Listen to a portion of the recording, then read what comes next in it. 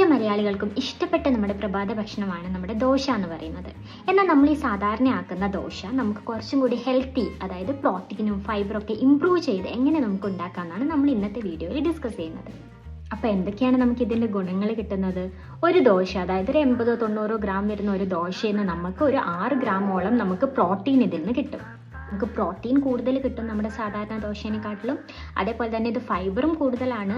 കൂടാതെ ഇതിൽ നമ്മുടെ അയൺ, കാൽഷ്യം പോലുള്ള മാക്രോ ന്യൂട്രിയൻസും നമ്മുടെ സാധാ ദോശ കമ്പയർ ചെയ്ത് വെക്കുമ്പോൾ കൂടുതലാണ്.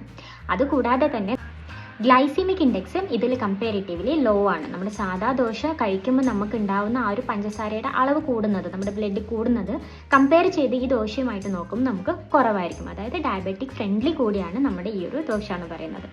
ഒരു മസാല ദോശയുടെ റെസിപ്പിയും കൂടിയാണ് നമ്മുടെ ഇന്നത്തെ വീഡിയോയിൽ ഉള്ളത്. ഇന്നത്തെ ഈ ദോശയിൽ ഞാൻ അരിക്ക് പകരം എടുത്തിരിക്കുന്നത് നമ്മുടെ ചാമ അരിയാണ്. സോ ചാമയോ തിനയോ അല്ലെങ്കിൽ നമ്മുടെ റാഗിയോ ഒക്കെ നമുക്ക് ഇതിന് സബ്സ്റ്റിറ്റ്യൂട്ട് ആയിട്ട് എടുക്കാം. ഇതൊന്നും ഇല്ലെങ്കിലും കുഴപ്പമില്ല, നമ്മുടെ പച്ചരി തന്നെ നമുക്ക് എടുക്കാവുന്നതാണ്. നമ്മുടെ അടുത്ത ഇൻഗ്രീഡിയൻറ്റ് വേറെ ആരുമല്ല, നമ്മുടെ ഉഴുന്ന് തന്നെയാണ്. ഞാനിവിടെ 1/2 ഗ്ലാസോളം ഉഴുന്നാണ് എടുത്തിരിക്കുന്നത്. ആൻഡ് നമ്മുടെ മൂന്നാമത്തെ ഇൻഗ്രീഡിയൻ്റ് എന്ന് പറയുന്നത് ഞാനിവിടെ ചെറുപയർ എടുത്തിട്ടുണ്ട്. ഇത് ഡയബറ്റിക് ഫ്രണ്ട്ലി, PCOD ഫ്രണ്ട്ലി, അതേപോലെ നമ്മൾ വെയിറ്റ് ലോസ് ഒക്കെ നോക്കുന്നവർക്ക് കഴിക്കാൻ പറ്റുന്നതാണ്. പക്ഷെ എപ്പോഴും നമ്മൾ ശ്രദ്ധിക്കേണ്ടത് എന്താണ്, നമ്മുടെ അളവ് അമിതമാവാതെ നോക്കുക. ഒരു 1-2 ദോശയിൽ നമ്മൾ ഒതുക്കുക. അപ്പോൾ അവർക്ക് എങ്ങനെയാണ് വിശപ്പ് പോകുന്നതെന്നല്ലേ. സോ എപ്പോഴും ഞാൻ പറയുന്ന പോലെ നമ്മളൊരു കാർബോഹൈഡ്രേറ്റ് സോഴ്സ്, ഇതൊരു കാർബോഹൈഡ്രേറ്റ് സോഴ്സാണ്. ഒരു കാർബോഹൈഡ്രേറ്റ് സോഴ്സ് നമ്മൾ എടുക്കുമ്പം അതിൻ്റെ കൂടെ നമ്മൾ ഒരു പ്രോട്ടീൻ സോഴ്സും ഇപ്പോൾ ഒരു മുട്ടയോ ഒക്കെ നമുക്ക് ഇതിൻ്റെ കൂടെ ആഡ് ചെയ്യാം. അതേപോലെ തന്നെ ഒരു പച്ചക്കറി, അതായത് ഒരു സാമ്പാറോ അങ്ങനെ ഒരു വെജിറ്റബിൾസോ, ഫൈബർ റിച്ച് ആയിട്ടുള്ള വെജിറ്റബിൾസോ ഫ്രൂട്ട്സോ ഒക്കെ കൂടി ആഡ് ചെയ്യുകയാണെങ്കിൽ നമുക്ക് വയറും കുറേ നേരം നമുക്ക് ഫുള്ളായിട്ടിരിക്കും. അതേപോലെ തന്നെ നമ്മുടെ ഗ്ലൂക്കോസ് സ്പൈക്ക് കുറയ്ക്കാനും സ്റ്റഡി ആയിട്ട് കൊണ്ടുപോകാനും ഇത് സഹായിക്കും. ആർക്കാർക്ക് ഗ്യാസിൻ്റെ പ്രോബ്ലംസ് പറയാറുണ്ടല്ലേ ഫെർമെൻറ്റഡ് കഴിക്കുമ്പം. അപ്പം നമ്മൾ മെയിനായിട്ട് ശ്രദ്ധിക്കേണ്ടത് ഇത് ഓവറായിട്ട് പുളിച്ചു പോകാതെ നോക്കുക. അതായത് ഒരു 8 മണിക്കൂർ വെള്ളത്തിലിടുക.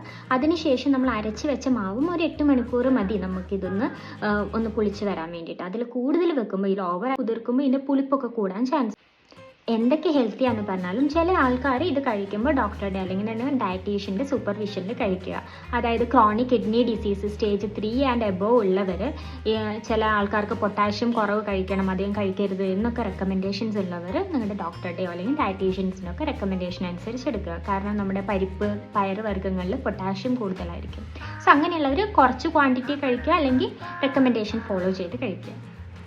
ഇനി നമുക്ക് നമ്മുടെ പ്രോട്ടീൻ റിച്ച് മസാല ദോശ നോക്കാം. സോ എല്ലാവരും വീഡിയോ മുഴുവനായിട്ട് കാണുക. ചാനൽ ഇതുവരെ സബ്സ്ക്രൈബ് ചെയ്യാത്തവർ ഇനിയും ഹെൽത്തി ടിപ്സിനും വീഡിയോസിനും ഇങ്ങനത്തെ ഹെൽത്തി റെസിപ്പീസിനും വേണ്ടിയിട്ട് സബ്സ്ക്രൈബ് ചെയ്യുക.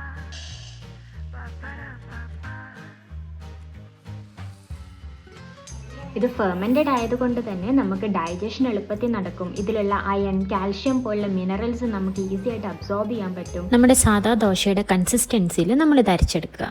മസാലയ്ക്ക് ആവശ്യമായിട്ടുള്ള പൊട്ടറ്റോയും ഗ്രീൻ പീസും വേവിച്ചെടുക്കുക.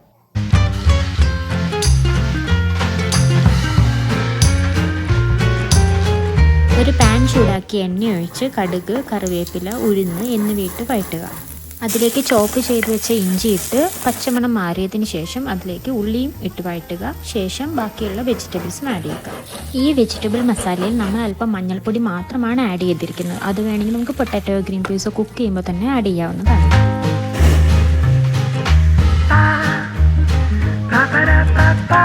ഇനി ദോശ ഓരോന്നായിട്ട് ചുട്ട് അതിൽ നമുക്ക് മസാല വെച്ചെടുക്കാം.